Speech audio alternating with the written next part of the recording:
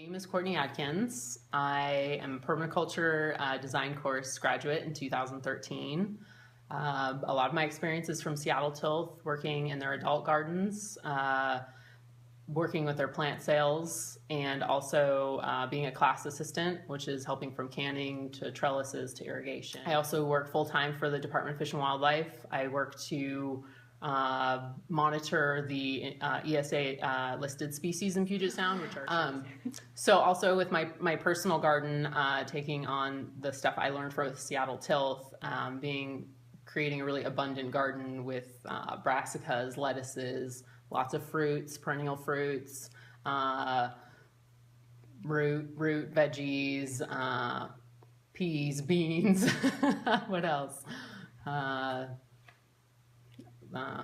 Peppers, tomatoes, pretty much anything you grow in the Pacific Northwest I've tried, so I know what succeeds and what doesn't, also dependent on your location. So that's been really successful. My goal, growing food for people in a really sustainable way, is my ultimate goal.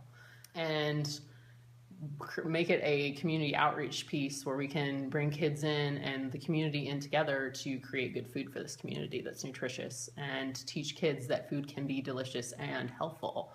And that's a really important piece of putting them in the garden and teaching them how to actually grow this food. It changes the level of contact with your food. So with the 5-week programs, we're going to be able to create, depending on where the progress of the garden is, how different skill sets for these kids as they're coming through the program, whether it's building a greenhouse or, doing a bunch of seed crops or, learning how to build trellises. Like, they will come out having a skill that they can actually take, even if when they graduate here, they, they live in an apartment and they can grow food in a container and take that with them. This is something that they can take with them the rest of their lives. And really hands-on science application, understanding, how biology and chemistry of soils work. There's a lot of pieces we can pick out and really, put their hands in the soil and really not just learn it from a textbook, but, really hands-on learning, which I think a lot of kids would really benefit from.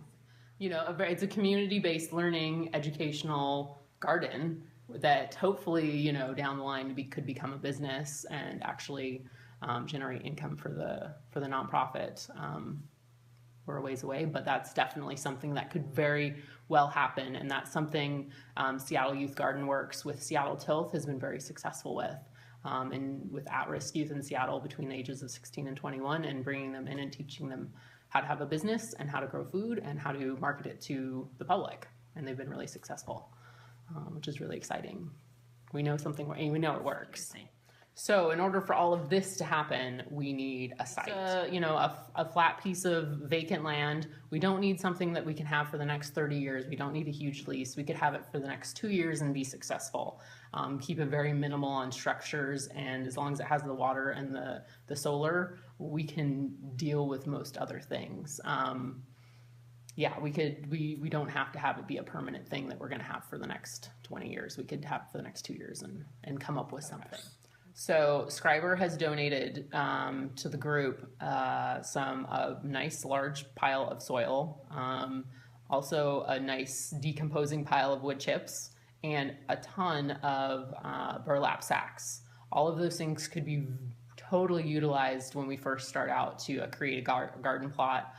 We can use the cardboard and burlap sacks to kill grass if we have that kind of situation, or whatever vegetation is already on the site. And we can use that soil to create garden beds, as long as we know that it's usable soil for growing food. And then the wood chips we can use to either start a compost pile, or we can use them around the beds. Yeah, so we would greatly benefit from anybody in the Edmonds area and beyond to look for sites. When you're driving around, you happen to see something kind of vacant and wild looking, maybe inquire who owns the land, if it's available for use in short-term or long-term, but just thinking about the sun and the water access, those two pieces. But it could be large, it could be small. We don't have to have a ton of space to get going, just enough space to fit 15, however many kids and a couple adults. We can work with whatever space we're given. We can find something successful to do with it. But yeah, just to keep an eye out for something that looks viable and that could have a garden in it.